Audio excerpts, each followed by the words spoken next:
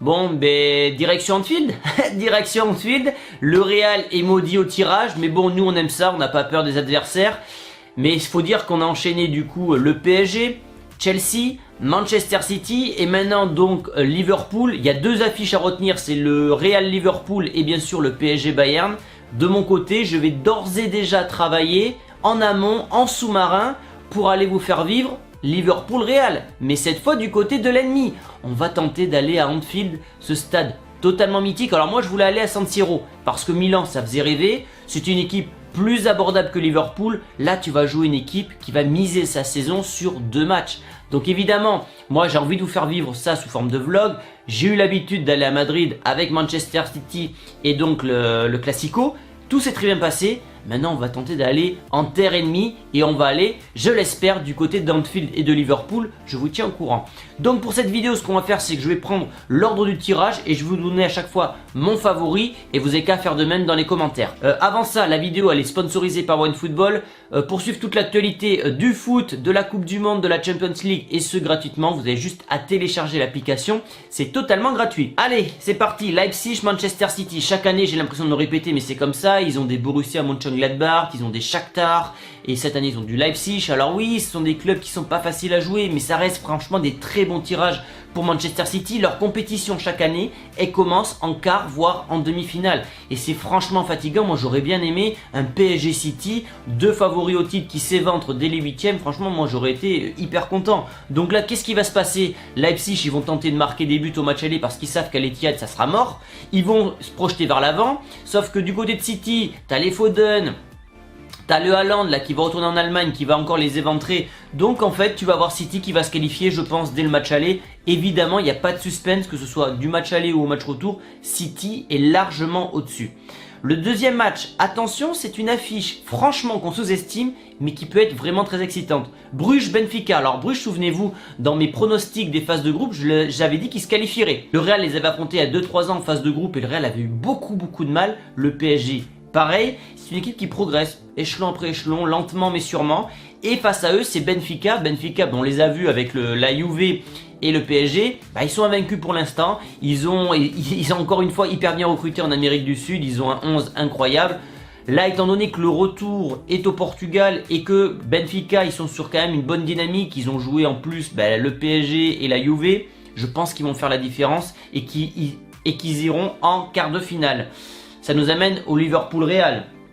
Alors comme j'ai dit, c'était le pire tirage pour le Real. Alors moi je suis content pour mon business parce que je me dis voilà, je vais faire vivre des événements premium à mes abonnés. Que ça aurait été Bruges ou Francfort, bon ça fait pas très vendeur. Là au moins j'ai du premium, ok, mais on est dès les 8e de finale. Et il y a plein de fans du Real qui me disent ouais Thomas c'est bien pour toi parce que tu vas aller peut-être au stade et tout.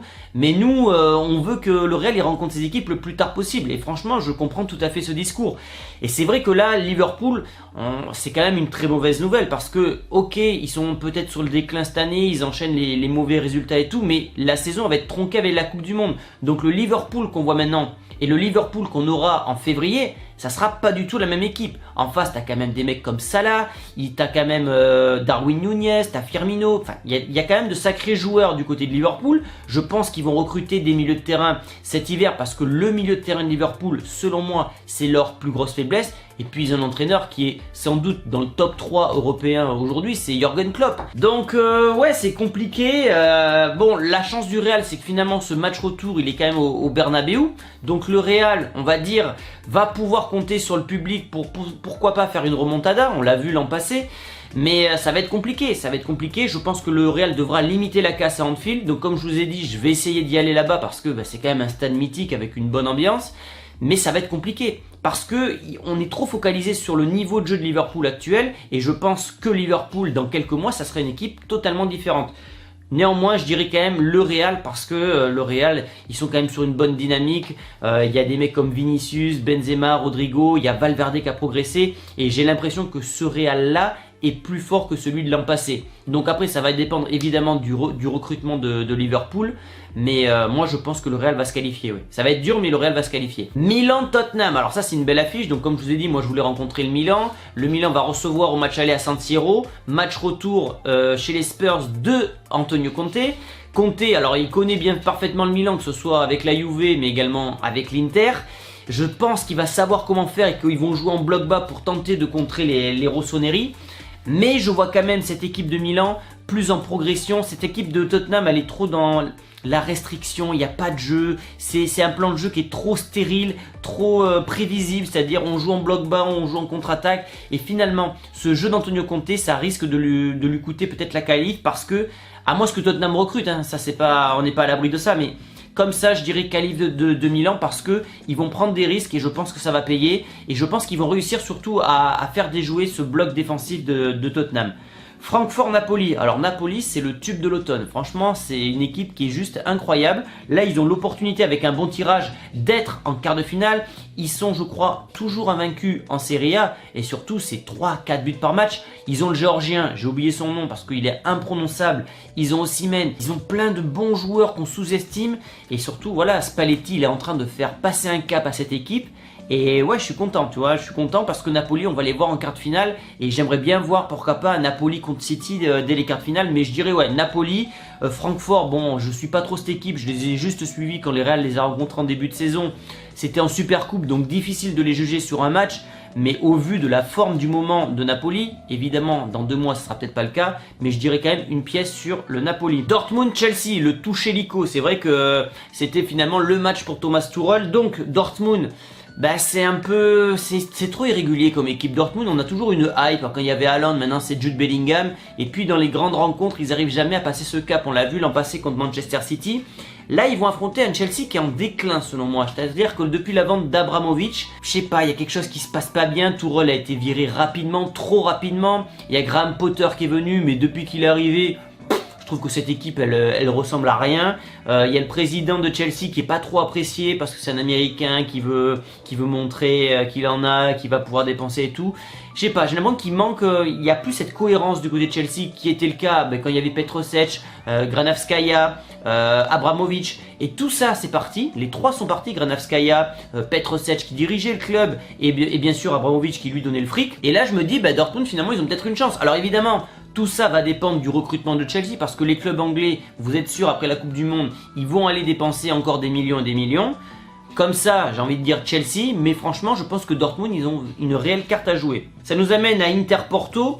Bon, pareil, je pense que Porto, à l'instar de Benfica, c'est un club qui est en train de progresser. Chaque année, ils vendent de leurs très très bons joueurs. Face à eux, ils ont un Inter qui va retrouver Lukaku. Bon, là, il est revenu de blessure. Comme ça, je dirais l'Inter. Mais bon, Porto, c'est une équipe, à l'instar de Benfica, qu'on a toujours tendance à sous-estimer. Les clubs portugais bossent très très bien. À l'Inter, bien sûr, c'est Inzaghi l'entraîneur, mais tu vas avoir le retour de Lukaku normalement, qui était blessé pendant les phases de poule contre le Barça et le Bayern. Je dirais à l'expérience l'Inter, parce que franchement, ça reste quand même un bon tirage pour les interistes. Mais maintenant, franchement, ça reste assez ouvert pour les deux équipes. Et ça nous amène au dernier tirage, le PSG Bayern Munich. Et là, ce match va être exceptionnel. Exceptionnel. Le PSG est en danger parce qu'ils peuvent sauter dès les 8e de finale après le recrutement de Lionel Messi pour la 2e saison consécutive. Donc, Liverpool-Real et PSG-Bayern, ça va être explosif. Après, je pense que le PSG a une carte à jouer. Pourquoi? Parce que ce Bayern-là, ils ont perdu Lewandowski. Et on a vu que lorsque le PSG a rencontré le Bayern sans Lewandowski, c'est passé. Ils ont eu du mal, mais c'est passé. Et je pense qu'on peut retrouver ce scénario. Alors bien sûr, le match retour à Munich va être très délicat. Mais si le PSG fait la différence au match aller, franchement, je pense que c'est possible. Après, un avantage côté Bayern, c'est que eux vont pouvoir se reposer. Ils ont la trêve hivernale, ce qui fait qu'ils vont arriver, je pense, très frais pour la Ligue des Champions. Alors, attention à ce qui n'est pas ce manque de rythme dans les pattes. Mais bon, on connaît, c'est la maison Bayern, ils sont habitués. Ça reste un tirage très défavorable également pour les Allemands. Je pense qu'en terminant premier du groupe de la mort, ils auraient voulu avoir un petit tirage tranquille du genre Porto ou un club de ce standing-là. Là, ils tapent le PSG. Le PSG, t'as Neymar qui est en train de faire la saison de sa vie. En fait, je pense que tout ça, ça va dépendre de la Coupe du Monde. Imaginez Neymar gagne la Coupe du Monde ou Messi gagne la Coupe du Monde. Je pense qu'en fait, leur saison, elle sera limite terminée parce que voilà, ils auront fait que finalement, ils auront obtenu l'objectif de leur vie. Et après ça, ils vont peut-être relâcher la pression. Il y aura peut-être des blessures avec la Coupe du Monde. Donc, le pronostic que je vous dis aujourd'hui, il sera totalement différent à 15 jours de la rencontre parce qu'il y aura peut-être des blessures, des équipes en forme, en méforme. Il y aura peut-être des gagnants de Coupe du Monde qui auront terminé leur saison, entre guillemets. Donc voilà. Mais évidemment, c'est un tirage catastrophique pour le PSG. On l'a vu l'an passé, ils ont réussi à faire la différence contre le Real chez eux, mais ça s'est mal passé au Bernabeu.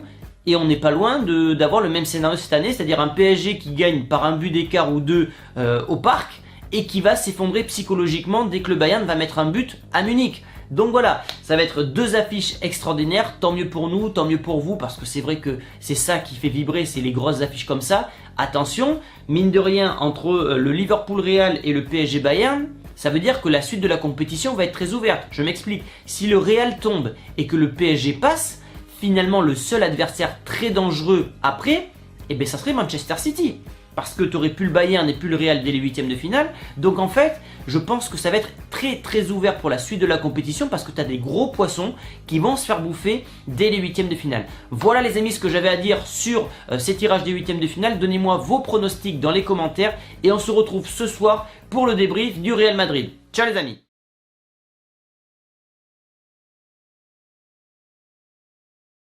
Si c'est votre première fois sur Big Zang Sport TV, abonnez-vous et activez la notification pour ne rien rater. Merci pour votre gentillesse.